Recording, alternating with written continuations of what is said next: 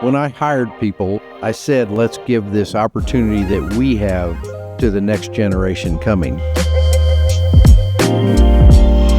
By and large, the success of Swingle Collins is not Frank Swingle. It's the team that we've amassed to go forward. All right, we're here today with Frank Swingle, the founder and CEO of Swingle Collins and Associates, an independent insurance brokerage firm here in Dallas. And welcome, Frank, to Decision Points. Thanks, Jay. Glad to be here. We're certainly glad that you could make it and have a little discussion about some of the things you've done in your life. So our audience, all the folks that watch our podcast, interested to know a little bit about you personally. So where are you from originally? Well, I'm from Indianapolis. Got early acceptance to SMU and decided I didn't have to write any more essays, so came to SMU, and after graduation, decided to stay. You stayed here, and then did you know from the time that you left Indianapolis that you wanted to be Frank Swingle, the CEO of Swingle Collins, or did you? You know, insurance is not probably the highlight of what you want to do. But when I got out of school, I'd done a lot of majoring in fraternity and things, and so the good jobs were at EDS and the banks and Procter & Gamble. I say good jobs. I got the best job ever. My college girlfriend met my future boss on an airplane, convinced him to interview me. He indeed hired me, and thus start my career in the insurance business. I basically had no idea what it was, but it was a job, and it was in Dallas, Texas, and so I decided to give it a go, not realizing it was going to be the phenomenal career it turned out to be. And when you entered the business, what was that like? I mean, was it exactly what you had trained for, or was it something that was a little different than? Jay, I knew I wanted to get into sales of some sort. I didn't really know what I wanted to do, what I wanted to sell, or what field I wanted to be in. When I got into the firm that I got into, that I was a first new rookie, didn't know anything about insurance employee they had. I was very fortunate to meet my mentor and friend, God rest his soul, Warren Gravely, who turned out to be a huge help for me on learning the business and learning what to do and where to do. Shortly after I joined, a now great friend of mine and former president of our firm, Mac Wesson, joined. So we were two young guys beating the world against selling insurance. And what was, we won't talk about the year, but what was that environment like when you were first out? Was it a time when the economy was just booming, or was it a difficult period? Well, coming from Indianapolis, Indianapolis was pretty much at that time an auto town, and the auto business was in a horrible depression. Jobs were really hard to get up there, and I can remember coming here and telling my father that money was growing on trees because it just seemed like the economy was so much different here. The other thing that I'll say about Dallas, which was totally different than Indianapolis, is that Dallas was a can-do city. I mean, I was a kid from Indianapolis, yet people welcomed me if I knew what I was doing to do their insurance business, versus Indianapolis, which was semi-clubby. So-and-so, and if he retires, maybe then we can talk. Dallas, to me, has always been a very entrepreneurial city and a very welcoming city to people from all over. Let's drill just a little bit on that entrepreneurial part. At what time did you sort of have the first inkling that you might want to have Swingle Collins?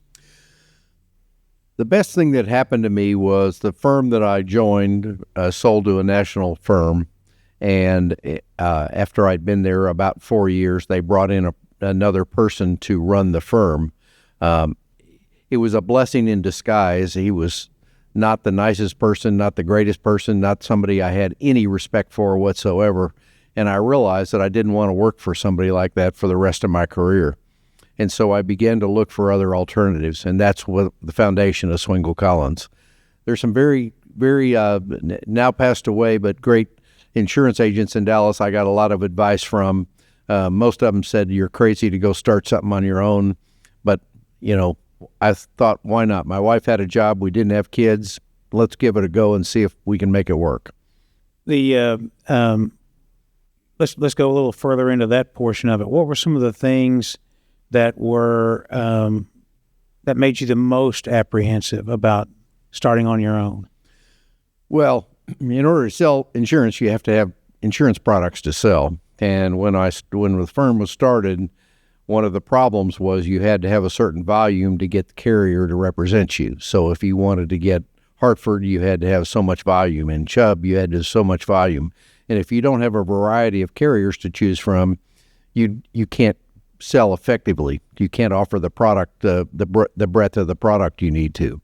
I was very fortunate in that I had built some very strong relationships with carriers, and so about 6 carriers sort of violated their minimum terms and said, "Okay, we'll give you a go," and gave us a start and allowed us to prosper.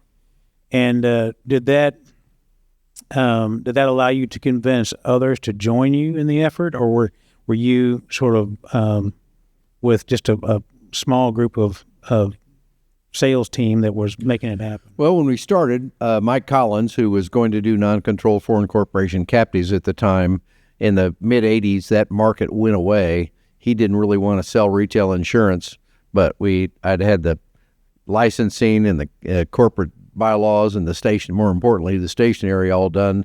So we agreed to disagree. So Swingle Collins consisted of Swingle. It sounded better, Swingle Collins, of course. And over the years, gradually, I would find great people to join, realizing what our ultimate goal was is to remain independent, be a force in Dallas, Texas, and North Texas, I should say. Well, absolutely. And so let's talk about the, we'll get to the remaining independent in a second, because I think that's an interesting thing these days, and people would be fascinated to learn what's driven you to stay that way. But I know that along the way, you began to do some things in the community, maybe as part and parcel of being the kind of owner that you are, business owner that you are, and the leader you are. I know you to be one of the best and most effective not-for-profit leaders that I've been around. And can you talk about the importance that has had for you, both personally and maybe professionally as well?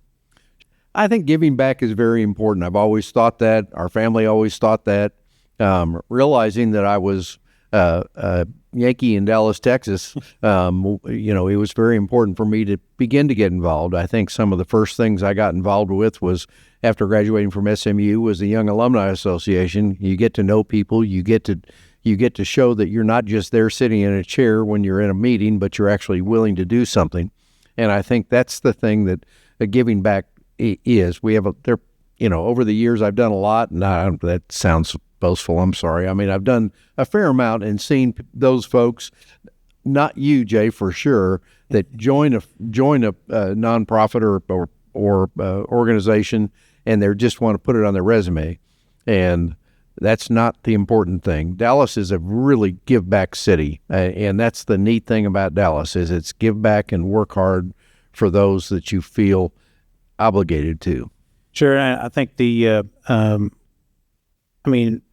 your leadership extends not only, I think, from your community involvement, but obviously to your corporate environment. So we talked just a little bit before about maybe remaining independent. I'm sure along the way there were chances for you to maybe look at selling up or into someone else, merging with someone, and yet you've remained independent. Can you explain that?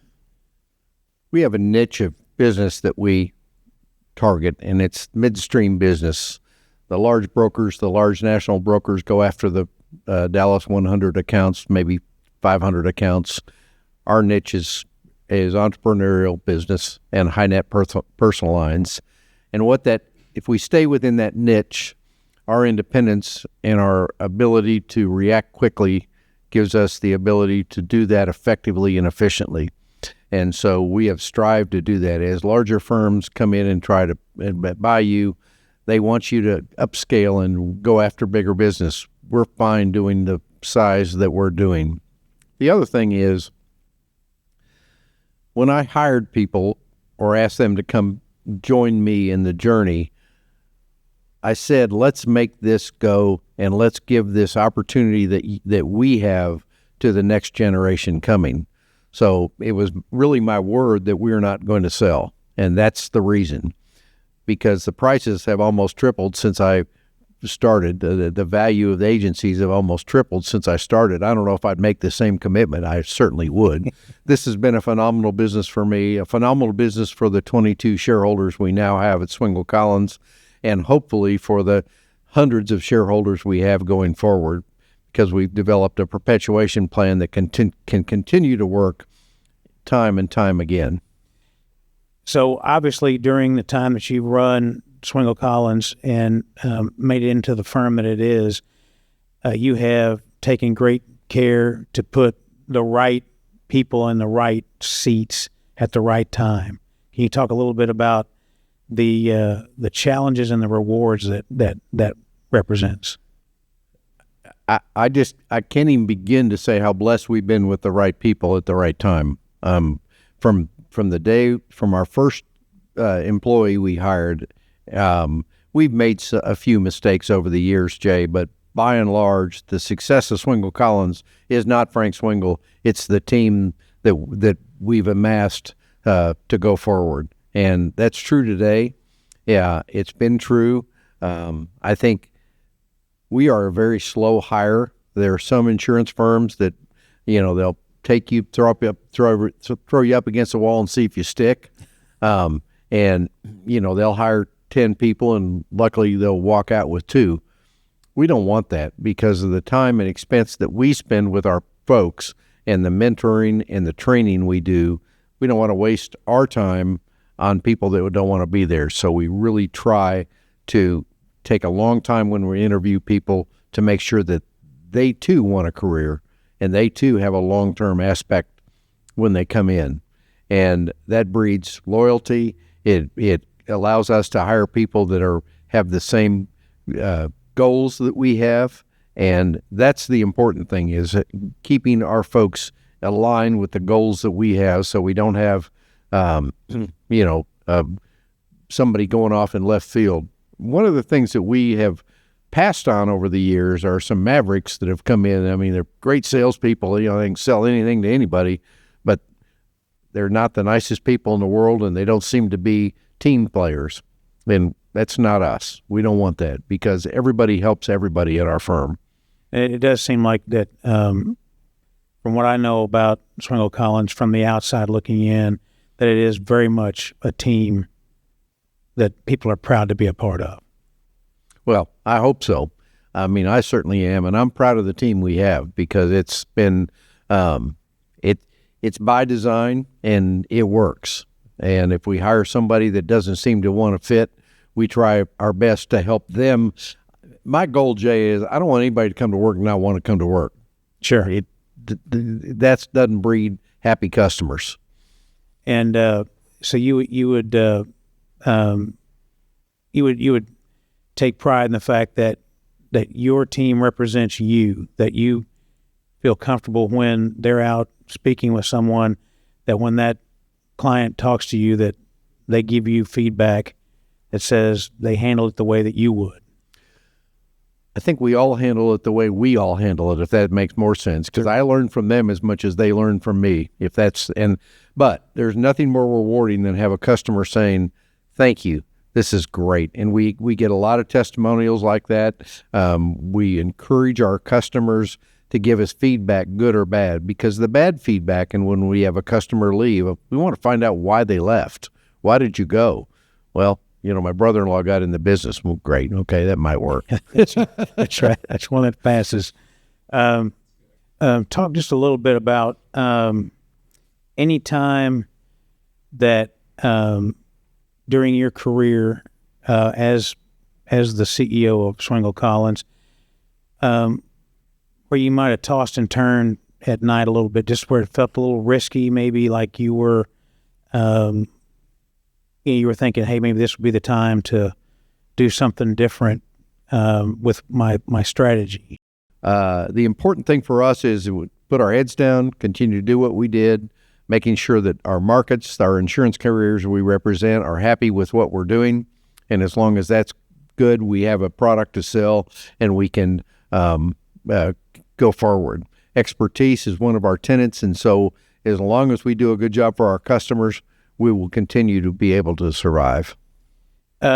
So let's talk just a little bit about your customers for a second.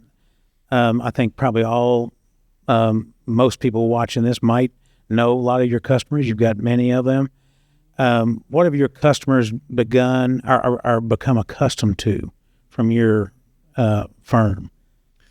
I think one of the things that we do and we do better is we realize the plight of the entrepreneurial business person. We're not dealing with firms that have a professional risk management team, let's say, of 6 people to handle their insurance. We're dealing with the CFO or the owner, and insurance is not a byproduct, but it's one of those things that sort of comes up and says, I have to get this done. What do I do? We realize that plight. They need a certificate of insurance. They don't need it tomorrow. They need it now. They need an ID card because they're at the 90% of them are at the dealership going, I don't have my ID cards. I need one. They don't need it tomorrow. They need it right now. And so we've developed a strategy that allows us to fulfill that. The other thing that we do is we provide the risk management function for most of our customers in that we are advising them on what is your risk tolerance? What do you want to accept versus what do you want to insure? You tell us the risk tolerance and we'll figure out the program for you that best fits those needs.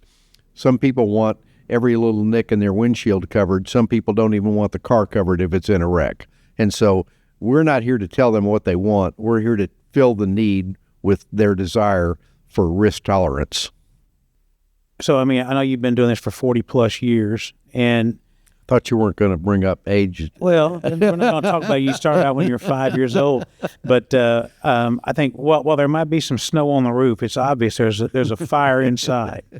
And what keeps that fire stoked? I could say the spending habits of my family, but I think the main thing, this is a great business. I get a real pleasure out of dealing with the customers that I deal with. It's fun. It's great to see how other people do prosper, maybe don't prosper, learn from their mistakes, help them.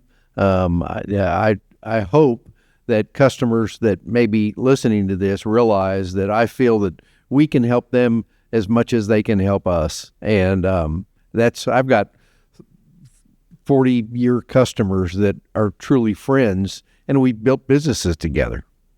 Since you formed Swingle Collins, there have been several things globally as well as regionally that have probably been challenges that have been difficult to surmount. So like, 9/11, go to the 2008 crisis, to, COVID, just to mention a few. What was your sort of guiding strategy? How did you drive successfully through that minefield? People talk about 2008. They don't remember 98, 99 when every bank failed in Dallas, Texas, and it was a crisis. And we do a lot of real estate work, and our real estate customers were going broke daily. I can remember commenting to our receptionist, we had a good day when the bankruptcy mail was lighter than the regular mail. And that's a truth. It was a very, very bleak time in Dallas, Texas. So how do we prosper with that? We built a business that has very little debt, and we're able to tighten our belts and not spend and get through it. And that's what we've been through a few of those. Today it's not the case. It is, we look, today's challenge is AI. What's going to happen? How do we use it? We are very deep in AI for back office functions and trying to improve efficiencies. My feeling going forward is we've got to be more efficient. The insurance industry is still doing things that we did 30 years ago, and it's stupid. But we still have to do them because it has to be done. We're filling out forms 2 or 3 times. That is going to go away. There's no question. I look at you ask a question as what's transpired. When we first opened, the first big purchase I made was a word processor, and it was basically I can't even remember the name of the computer we bought, but it was a computer. It was a PC with Microsoft Word, which was brand new, and a $4,000 letter quality printer. So we looked bigger than we were, because in those days when I first opened, you had to type your policies in with 4 pieces of carbon paper. So when you made a mistake, you had to fix it 3 times from the back. But that's where we've evolved from. But and so what's going forward? I don't think we'll have to do multi-entry of anything going forward. What's that going to do? It's going to save us time and we'll be more efficient. Again, what we provide is expertise and risk management to our customers, and that's what we need to focus on. We don't need to focus on how much time it takes us to get a certificate out. I mean, I do as a business owner to make sure that we're efficient and get it done. But our risk advisors need to be on top of helping our customers, advise them on their risk appetite and how to cover it. Does the customer of tomorrow look a lot like the one today? Are they going to be different? Are they going to have different desires, demands, needs? Then how do you anticipate that, or do you anticipate the change? Well, if they're my customers, they'll be older. But I don't really envision the customer tomorrow being different than it is today. They're going to be a little more efficient, Jay. We're going to be more efficient. We're going to be talking a little bit higher level things than sometimes we're talking today, but it's still the same issue. How do you protect yourself?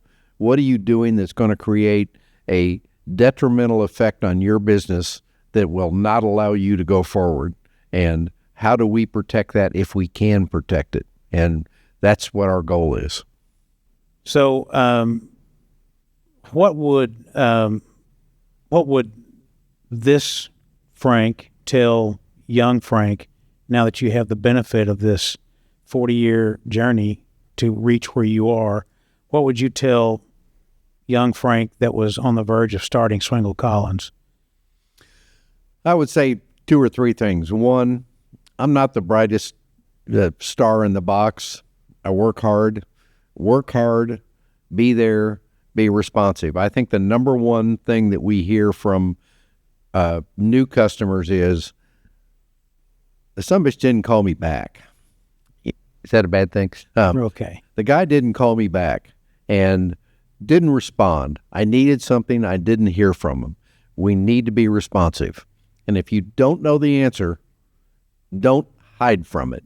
And if the answer is a bad answer, don't hide from it.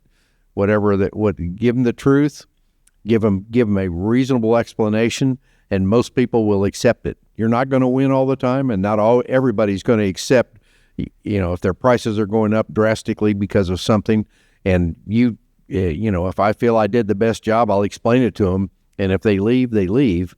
But as long as I feel like I've done the best job I can, that's the satisfaction. And more often than not, that is the best job.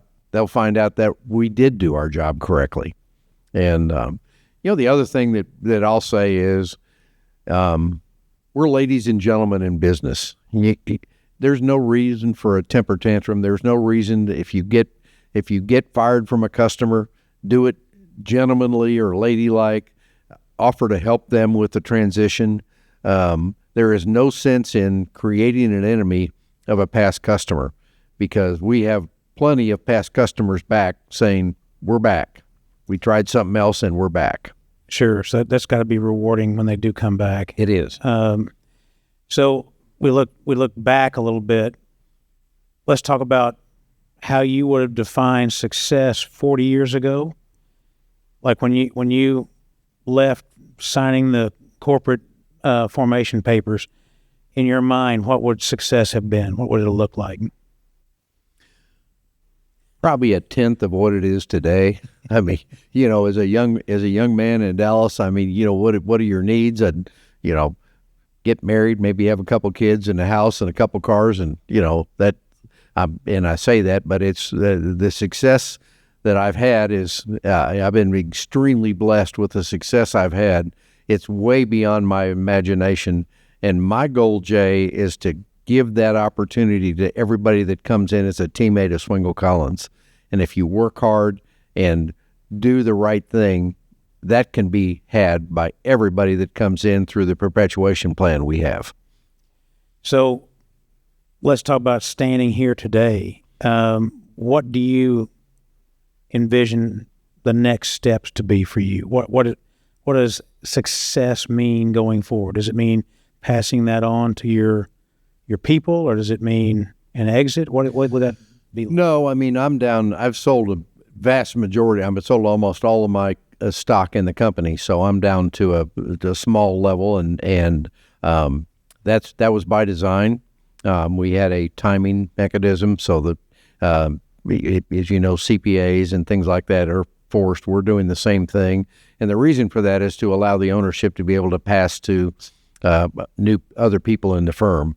So I will shortly give up the CEO role, and I don't know what I'm going to do, except I've got great customers. I'm going to keep doing this. I don't want to play golf every day. I don't know what I do every day. So, and my wife certainly wouldn't want me sitting at home every day. Sure. I think that your sort of view of how you handle the people that work with you, that's had to have been rewarding. You've obviously had people that have maybe started their own firms that have worked for you in the past. And is that something that you take pride in, the fact that grads of your place have... Not the one you're thinking of. No, I'm not.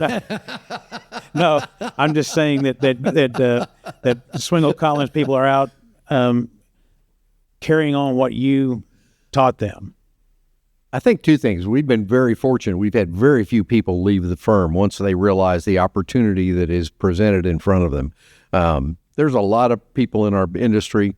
There are not a lot of firms, I think, that do what we do, that really treat people like people and are not being built to sell. I think that's one of the things that's very attractive for us, is not being built to sell.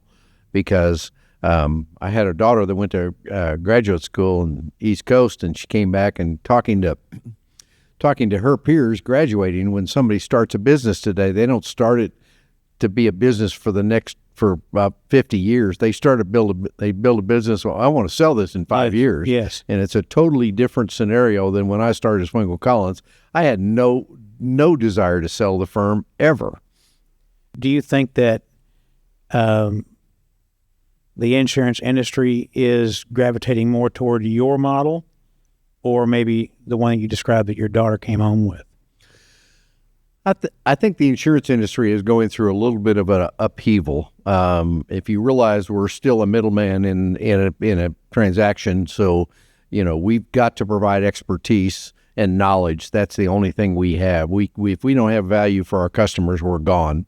I think there are certain segments of the insurance industry that will be eaten up by online, what we call the Main Street personal lines, auto and homeowners insurance.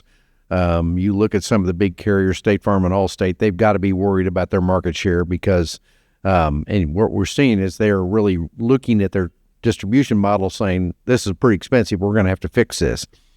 In our case, if we don't provide expertise and knowledge and value to our customers, we're gone. And so we've got to continue to look at that. The industry itself is looking at things going, okay, we need both. We need the bigs doing the big.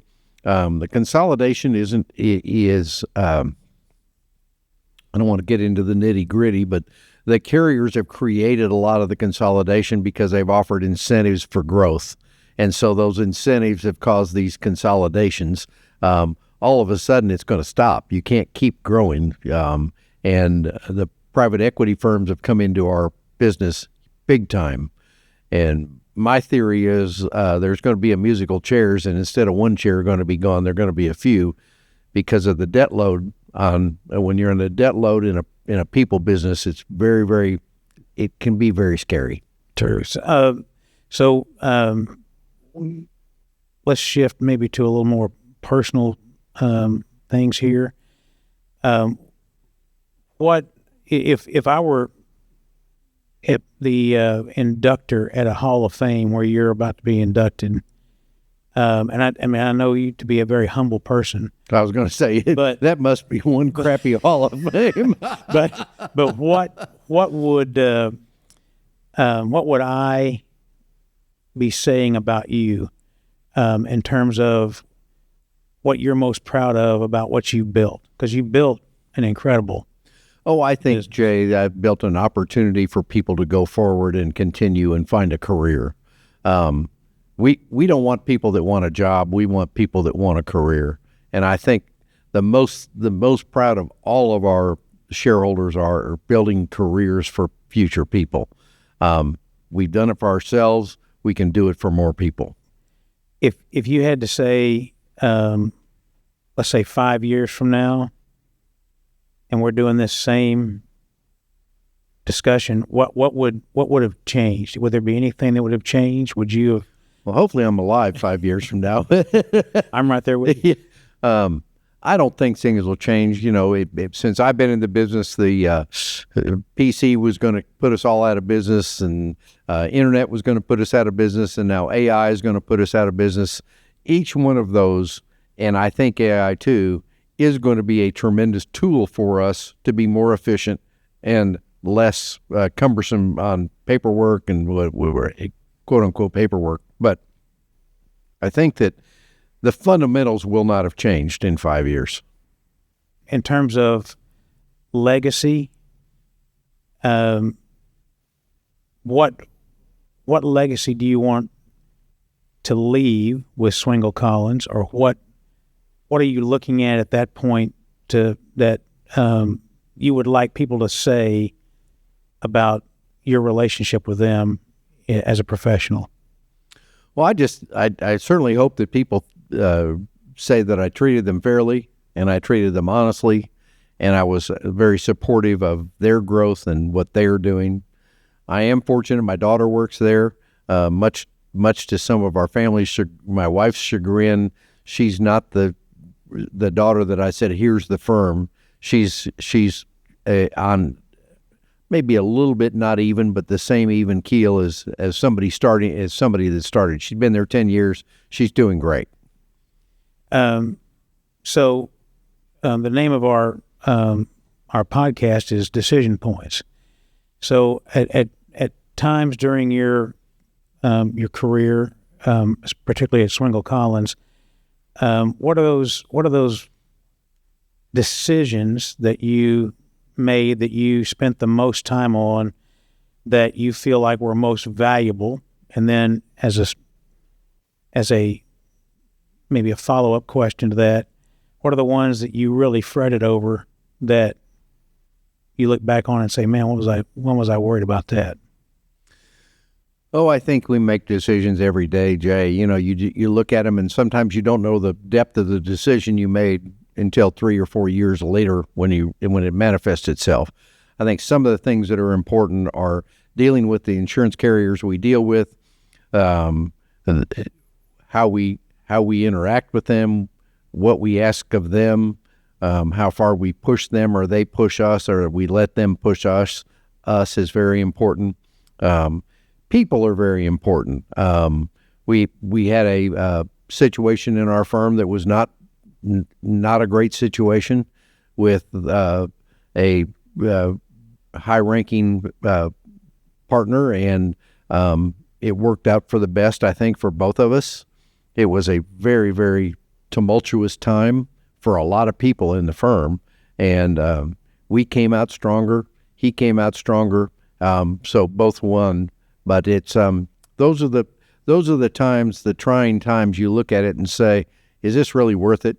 I think one of the problems is when you wake up in the middle of the night and you're worried about something, that's when you got to say, okay, let's figure this out and let's make it so it's a win-win, possible win-win for every situation. Not every situation is going to be a win-win, but you got to at least make it tenable for everybody that's involved. And you always want to be, don't make an enemy if you don't have to. Sure. So we talked a little bit about the transfer of ownership to your employees, and over the next several years, those employees will begin to operate Swingle Collins in the way that you have been generous enough to teach them.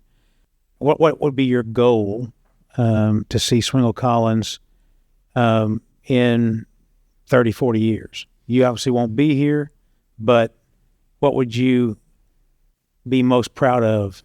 30 years. My dad's 102, so I might be here. You just don't know. I won't be.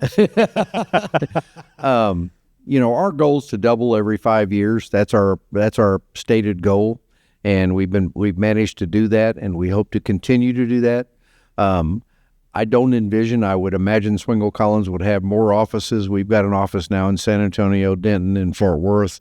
We would probably have more offices. I would envision us growing organically over the next decade, 2 decades, 3 decades. We've not been very effective in merging or acquiring. We seem every time we open the closet and see the skeletons, we realize maybe it's easier for us to do it ourselves. And, that may be an answer going forward. There's going to be a lot of disruption with the private equity firms buying agencies. The only marginal cost we have in our firm versus every other firm is really commissions. And so I envision that a lot of these firms are going to start squeezing commissions on insurance salespeople. Well, when they start messing with your commissions, it gets really personal really fast because it's your livelihood. And so I think there may be people on the street that are looking for a better deal. We've not changed commissions since the day we opened the door, and don't envision doing that. So with that, I think the future, I tell people in 40 years, I don't know that I've seen a better road going forward than I see right now. I look at it as a yellow brick road, and let's go, because we've got a team, we've got processes, we've got a very efficient back office, and we've got knowledgeable folks. Well, Frank, thank you for being here. Certainly lucky to have you be a part of Decision Points. Well, Jay, thank you. I appreciate it. You bet. Take care. Thank you.